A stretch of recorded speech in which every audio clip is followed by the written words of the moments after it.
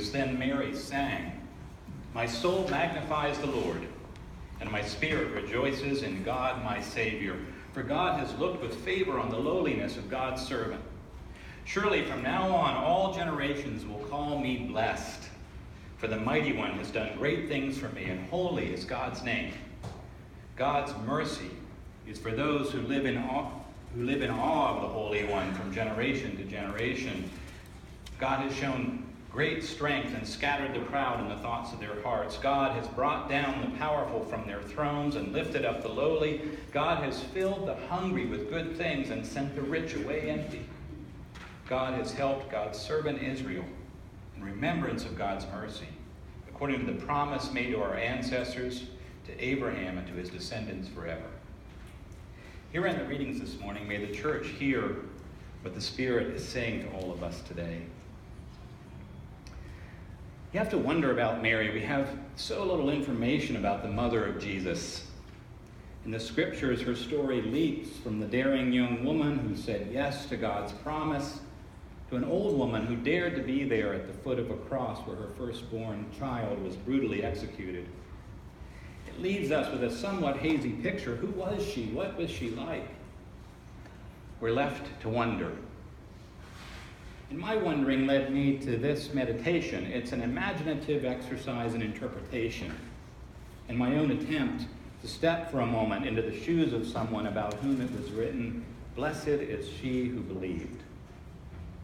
You're allowed your own wondering and interpretation, and I encourage you to do it, but this is what I imagine Mary, the all-too-human mother, might say to us if she could.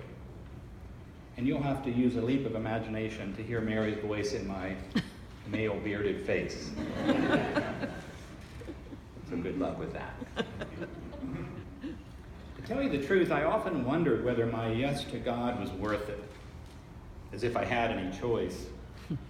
I guess my choice was either to embrace the reality of life that was offered to me as a kind of gift, or to live in resistance to that reality for the rest of my life. So I said yes. Of course, I had no idea what I was saying yes to. None of us ever do, really.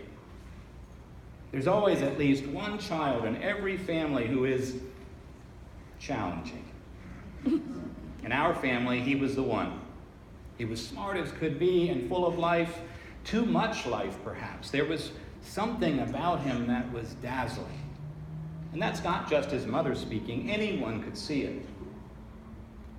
It's dangerous to be dazzling in such times, though. There was so much division, even hatred between people, and terrible violence. Better to lay low, you know. But you couldn't hide that light under a bushel basket, even if you wanted to. It's just who he was. People were drawn to him like moths to a flame. At first, I was utterly proud of him. I'm sure you've heard the story about the time he stayed behind at the temple and amazed the scholars with his natural insight into religious matters. Well, that kind of thing happened all the time. Jesus was a remarkable child. But he was also always breaking with custom, making friends with Gentile children, asking for coins to give blind beggars, talking to lepers and the like, even to Roman soldiers. I was constantly looking for him and pulling him away from those we consider ritually unclean. Our local religious leaders were thrilled with his ability to grasp the scriptures until he started to ask hard questions. Why all the rules? Why are some people excluded for things they can't help? What about justice? How can a loving God also be violent and vengeful?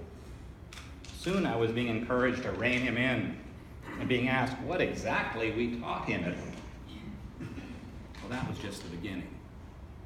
As he got older, he would disappear at times, sometimes to the synagogue to study and pray, sometimes into the hills. It was infuriating and irresponsible. We needed his help at home, and it was dangerous. Oh, so many times I grabbed his ear and scolded him for his failure to see our precarious situation in this world. He knew what had happened just down the road in Sepphoris when he was a boy. Back then, Judas of Galilee led a local uprising, and the Romans leveled the whole town. 2,000 Jews were crucified all along the roads. Who could forget? But nothing I said could change him.